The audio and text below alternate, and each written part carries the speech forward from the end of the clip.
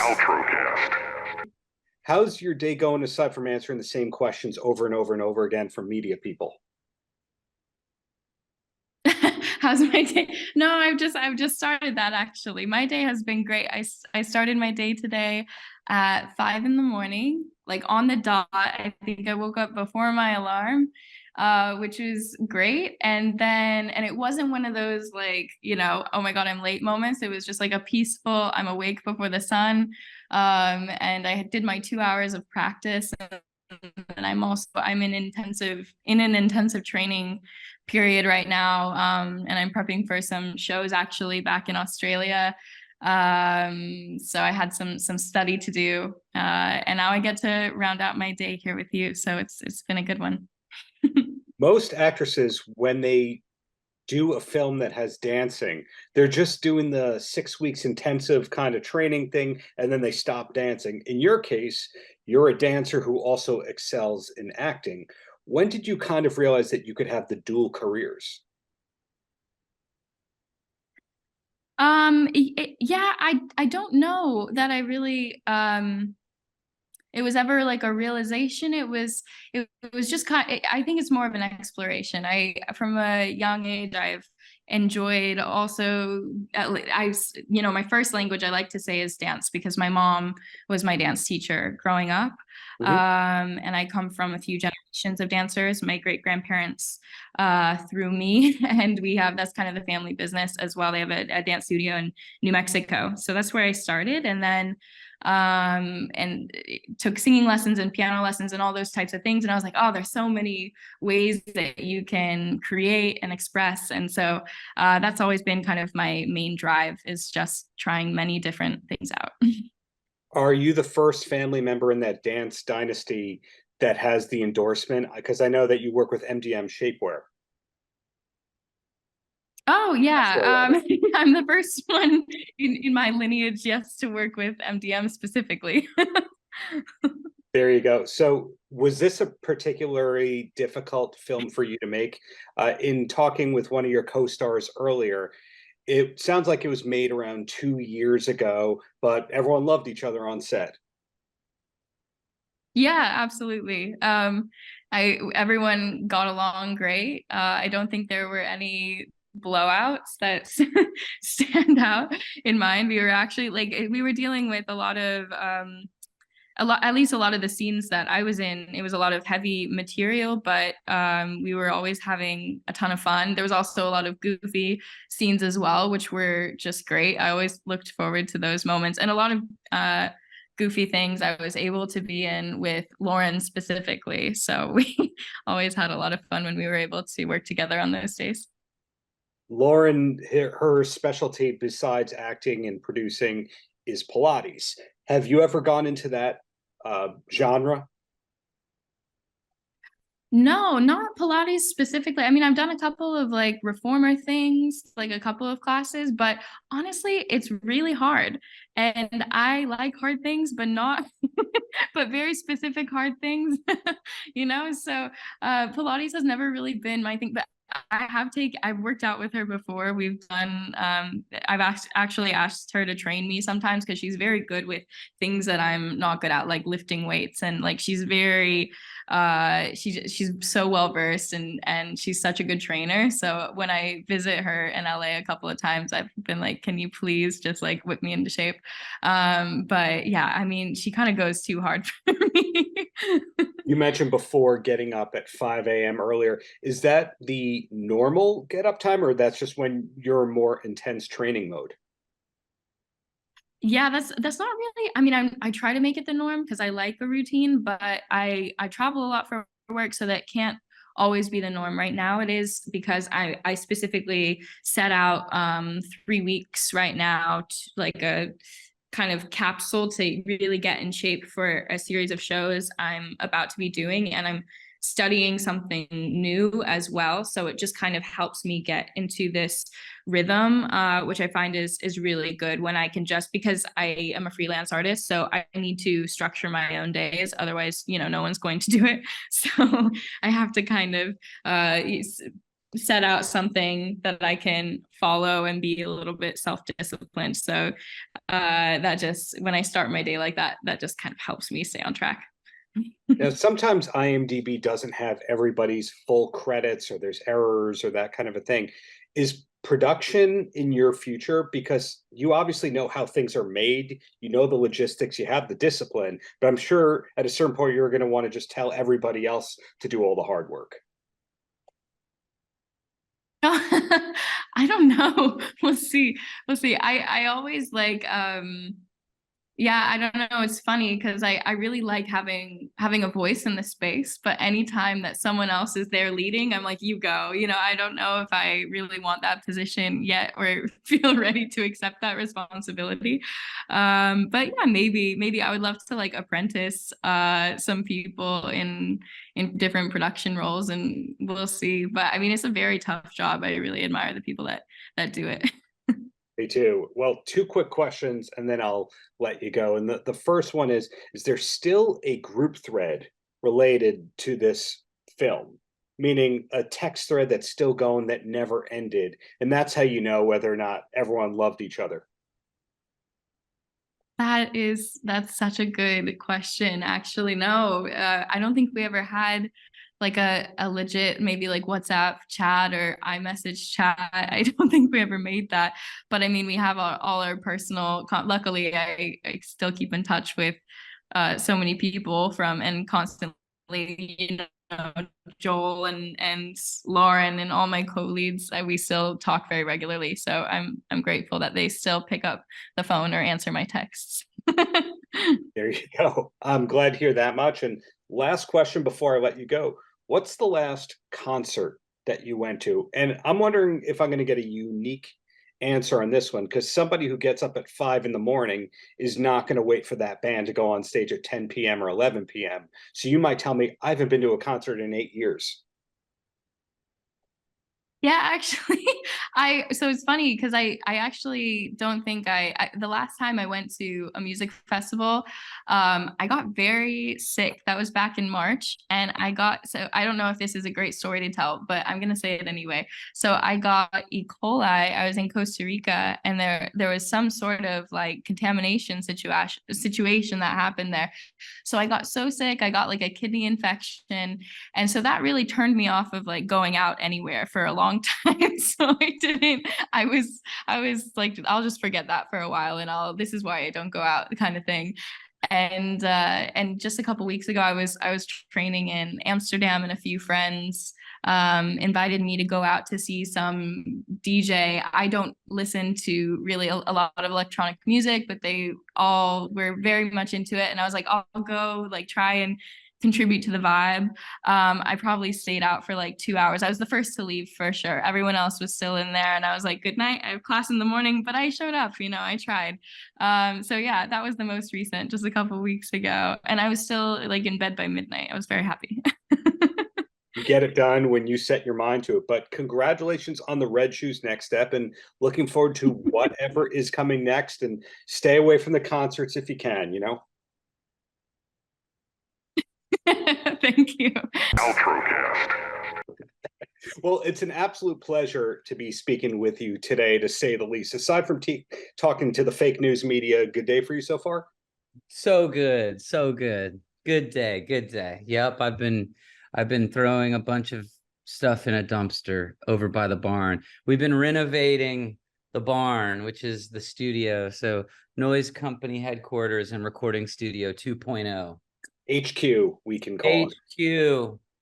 So HQ. it's almost done, but I have this dumpster and there's just a bunch of trash everywhere. And so I have my giveaway pile, my throwaway pile, my keep pile, blah, blah, blah, blah, blah, blah. Well, are you ready for some compliments, Ben? Sure. I love Okay, so it's Who great doesn't? to see these upcoming Shasha shows. And of course, that is not the best work you did. I love the self-title record, Change Courses, etc. We've got wonderful things to say about all that.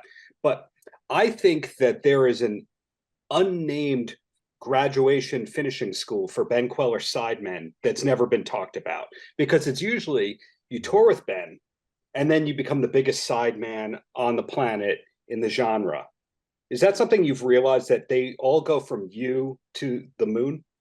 Yeah, totally. And also, if you want to hit it big as an artist, just open up for me, because they all open for me. John Mayer, My Morning Jacket, Kings of Leon, like Lit, Fastball.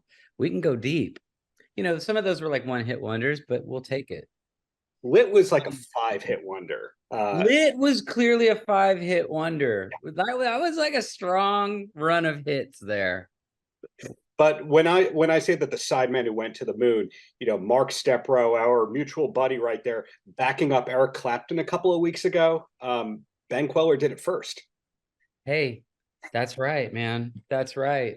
Aaron Lee Tashin, superstar, singer-songwriter in his own right, Ben Kweller had him first. Yeah, this is true. This is true. Chris Morrissey, great Jason jazz. Roberts, who became Norah Jones's person. Yep. Yep. No, this is Fred Elchingham is Sheryl Crow's drummer now. So I mean, you know what I'm saying? Like, yeah. It's all it is though is that I just have really high standards for musicianship. And like I have been really lucky to find people that can play their asses off, but they are also really great people to be around. Because really it's the 23 hours you're not on stage that count. So yeah, the good hang aspect of musicianship. yep. So now I'm trying a new thing where like my bass player now was already extremely famous before joining my band. So now I'm kind of doing the reverse, you know? Yeah. And yeah, like I don't know. And maybe he'll go off and play with some other artist. Probably he will, because he's an incredible bass player. But my band right now, boy, it's the best I've ever had. And in terms of like the offstage hang dynamic, it's just through the roof with positivity, which is what I really need. Everyone needs a little positivity, but in the case of these upcoming gigs that you have in LA, Minnesota, Chicago, and New York and all that, you're playing the Sha Sha album, but is it Sha Sha plus another 30, 45 minutes of old songs, or is it just Sha Sha and get out of here? Nope, it's Sha Sha plus. And in fact, it's not okay. So when you make an album, the track listing, developing a track list for an album is its own thing. And it's different from creating a set list for a live concert.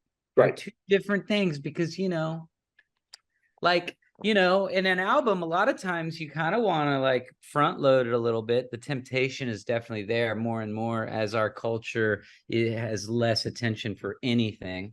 Yeah. So you tend to front load an album, but in a concert, you got to make motherfuckers wait, because you don't want anyone to leave. And especially if you got a hit, you know what I mean? You're gonna, so,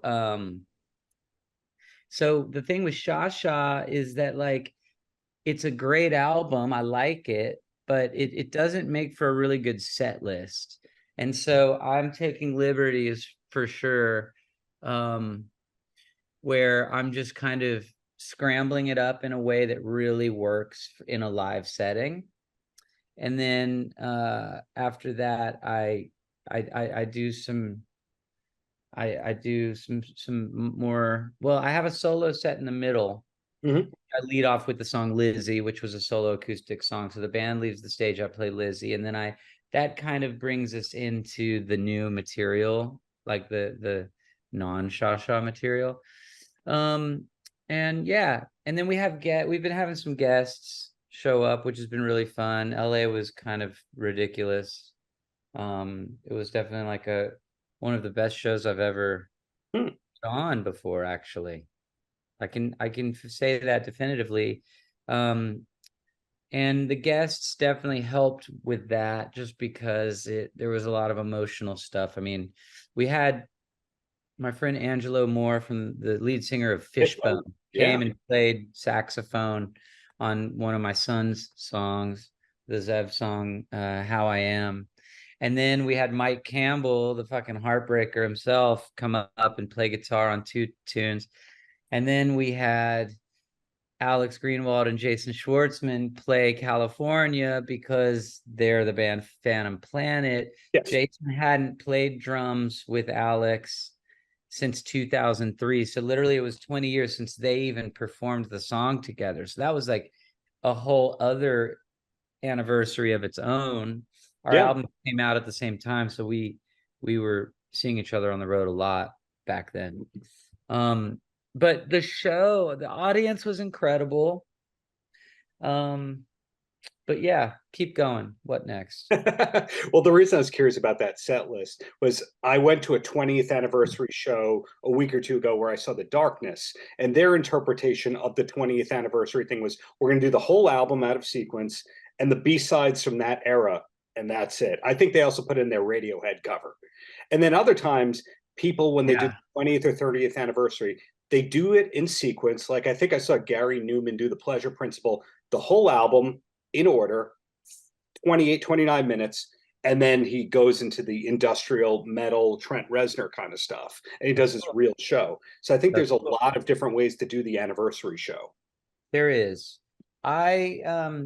At the end of the night, there were some fans still out, like kind of by, by the fence near the backstage door. And I went out and talked to them, and one of them was like, you know what? It was so cool that you played it out of order. He said, because I've been to a bunch of these, and there's, it's just like kind of boring if you know exactly what's coming next. So, I guess you could find comfort in that because you're like, oh my God, this is the album, but that's the difference between a live setting and a controlled environment, like an album that doesn't change.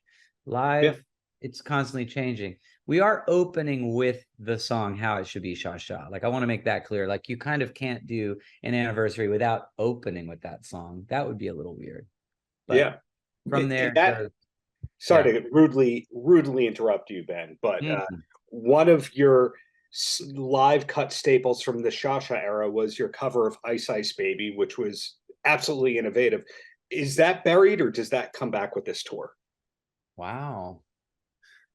What's funny is like, well, I'm not doing it right now, but I often thought of that as a pre-Sha Sha situation, because part of that was really just like, I was playing all the time, as many shows as I could, opening for as many people as I could.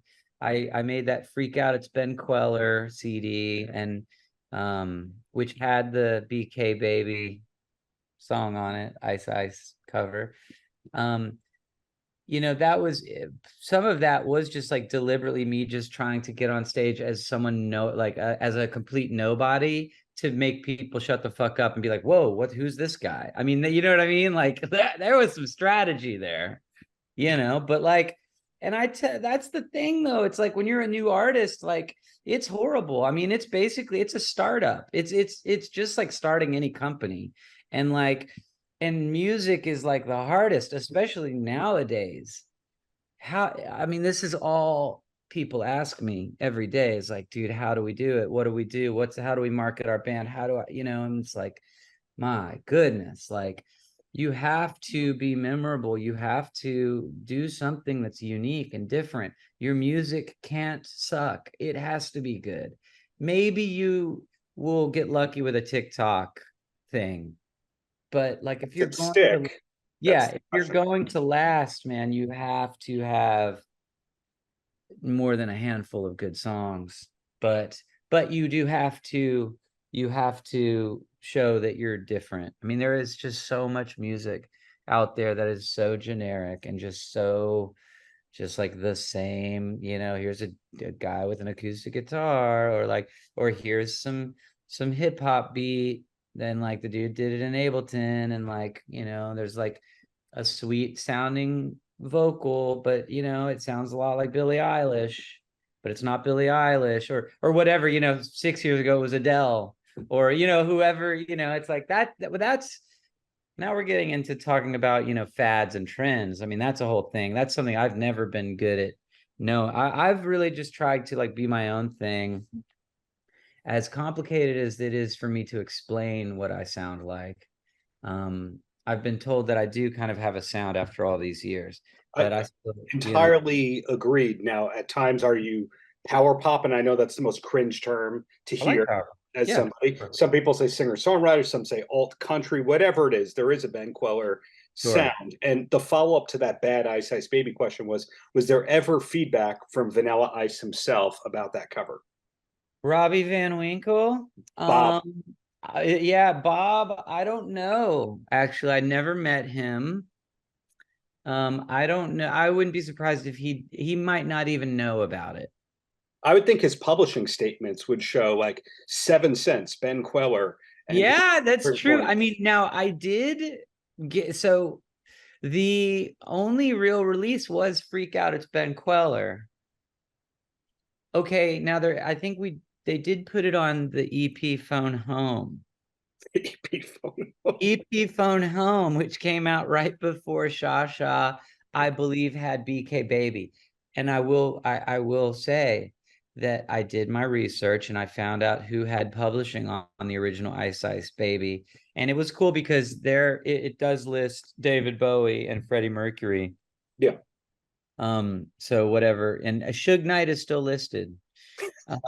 So I just, and Van Winkle, I just added Kweller at the end of it, We didn't have any discussions about splits or anything, but I remember for the album artwork for EP Phone Home, I did put all the publishing names on there. I mean, I don't know. I would think maybe he got $1 or $2, but we'll tag him in the social media and we'll figure out if that's the case. Yeah, yeah. Your approach is something that David Lee Roth did when he did all these covers, and he'd add in new lyrics, and you'd look and say Chemical Brothers / Roth. Yep. So Ben Kweller, David Lee Roth, same thing. Well, I mean, it's a legit thing, and I mean, I also learned from my friend Al Yankovic. Yes. Who I have asked him on many occasions, like, dude, how does it work? Because, you took Smells Like Teen Spirit and just made your own lyrics. He said it works different ways, like sometimes you get permission and, you can work out splits, but most of the time, I mean, so what it's considered, it's called a derivative work. Mm-hmm. So what Al does in the parody universe is it's not a cover, it's a new copyrightable piece of art, but it's a derivative of a pre-existing. So BK Baby was also a derivative, but whatever. I was not doing it for the money. I was doing it for the eyeballs, and really just so people would not talk over me when I had like a 20-minute opening set at Mercury Lounge. I mean, that's Sidewalk Cafe or wherever it was. Yeah, exactly. Yeah. Well, the last thing I want to ask you about before I let you go, and I'm not fishing for an exclusive here, but sometimes when people do the anniversary thing, they're going away for a while, and other people use it as the precursor for the next album where they're going to be back, or the next tour, that kind of a thing. So after these Shasha shows are done and 2023 is over, are we going to see more from you in 2024? Or do you go into hibernation? Oh, I'm anti-hibernation at the moment. And I'm also not, I haven't even thought about this as a precursor to anything. I really just wanted to celebrate its existence and the milestone of it turning 2 decades old. But I am renovating the barn and it's almost done. And so, new Ben Kweller album is definitely something happening soon. Also, yeah, I mean, there's a lot of I got a lot of music to record. Let's put it that way. And I'm not disappearing. I made kind of a vow to myself after Dorian died that I would not hide away, and quit. So here I am, and it's gonna be awesome. Paltrocast. It is a pleasure to be speaking with both of you, Enrique and Fernando. How's your day going aside from answering the same questions over and over and over again? You know what? I have to be honest.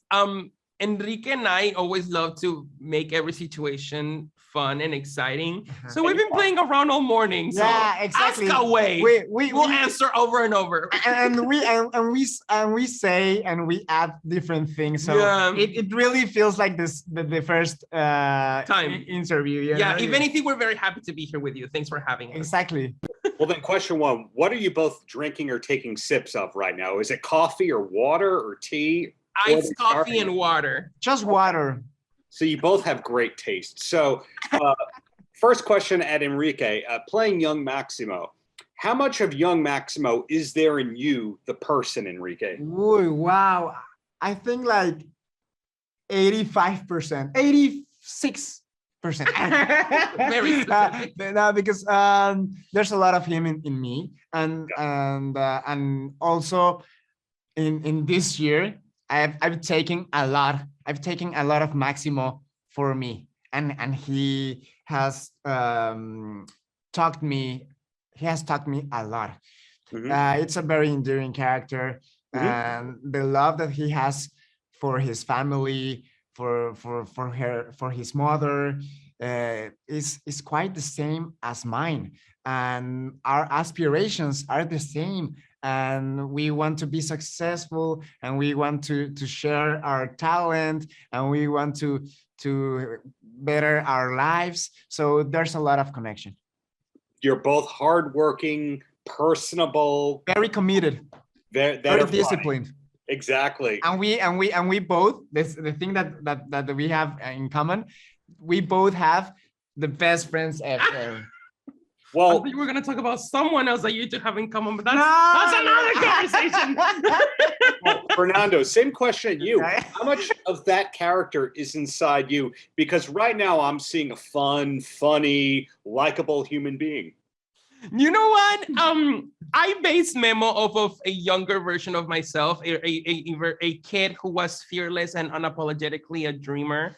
Unfortunately, I went through a lot of stuff in my life that led to building walls in my head that did not allow me to move forward with my dream. But thankfully, playing this part, I've been able to reconnect with myself. So I guess, if anything, playing Memo has taught me so much about pride and self-love. I don't think I've ever felt sexier or hotter and confident like the way that I have felt since I've played Memo, because he helped me reconcile and reunite with that part of me that had been missing for so many years. And so forgive you, right? oh my God, and forgive myself for self-hating so much. So I mean, he has a lot of me, but it's because he has helped me to return home and return to who I was meant to be in this world. My last question before I let you both go. One of your castmates tipped me off that the show is not actually filmed in Acapulco, it's filmed in Puerto Vallarta. Have either of you actually ever filmed in Acapulco before? Have you filmed it? I mean, you've been on vacation, Yeah, right? no, but I filmed there. My dad lives there, so I go very often. But yeah, I have worked there. Yeah, Okay. several times. You Is might it be different than working from. Is it different? Is it different from working in Puerto Vallarta? It's not no. Like I bet that project didn't have a pink hotel though. Paltrocast.